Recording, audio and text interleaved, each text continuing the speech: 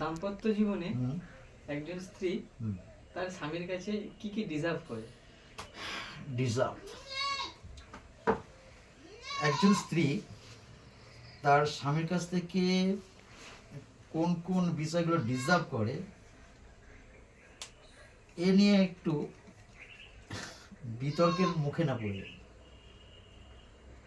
কিন্তু যদি আমি অ্যাভারেজ করি, সমস্ত স্ত্রী মানে যত স্ত্রী, সমস্ত স্ত্রীকে যদি এক জায়গায় জোর করা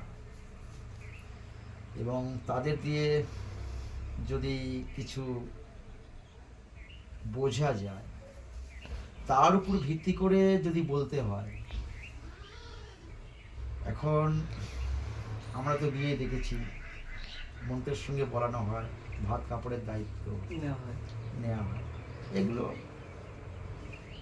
ডিজার্ভ করে না। খাওয়া, থাকা, একটু উন্নত ধরনের লাইফস্টাইল ডিজার্ভ করে না তা নয়, করে, কিন্তু মেনলি যেটা ডিজার্ভ করে সর্বোপরি বিশ্বাস। একজন হাজব্যান্ডের কাছ থেকে একজন তার ওয়াইফ এটাই ডিজার্ভ করে, যেটা হচ্ছে একদম স্বতঃস্ফূর্ত একটা বিশ্বাস, যে বিশ্বাসে কোনো খাত। এখন যদি কোনো মানুষ তার স্ত্রীর কাছে গোপন কিছু করতে চায়, মানে আমি কোনো খারাপ দিকে ইঙ্গিত করছি না, সাংসারিক লাইফস্টাইলের ভিতর, সাংসারিক রুটিনের ভিতর খুব সাদা সাপটা জীবন, যেটাকে আমরা মানে একটা মধ্যবিত্ত ফ্যামিলি, কখনো আর্থিক সংকট, আর্থিক টানাপোড়েন, আবার কখনো সচ্ছলতা, এরকম ভাব যাদের লাইফস্টাইল একদম মধ্যবিত্ত, তাদের মধ্যে অনেক সময় কিছু কিছু ছোট্ট ছোট্ট বিষয়গুলো তার ওয়াইফকে একটু এড়িয়ে চলে, না জানিয়ে চলে। কিন্তু একজন স্ত্রী, পূর্ণ স্ত্রী যে, সে কিন্তু সমস্ত কিছু জানতে চায়, সমস্ত কিছু এবং প্রতিটা সাবজেক্টের উপর একটা আস্থা রাখতে চায়। আর আস্থাটা তখনই আসে, সম্পূর্ণটা বিশ্বাস। একটা ম্যারেজ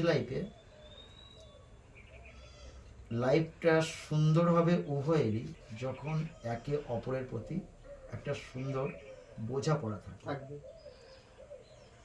আর এই বোঝাপড়ার মূল ভিতটাই হচ্ছে বিশ্বাস। আমি মনে করি তার স্ত্রীর কাছে যে স্বামী যত বিশ্বাসযোগ্য হয়ে উঠবে, শুধু সেই স্ত্রীটা নয়, সে স্বামীটাও সেই লাইফে হ্যাপি থাকে। এই বিশ্বাসটা যে অর্জন করতে পেরেছে আজকের দুনিয়াতে, সেই মানুষটা সব থেকে বড় হ্যাপি।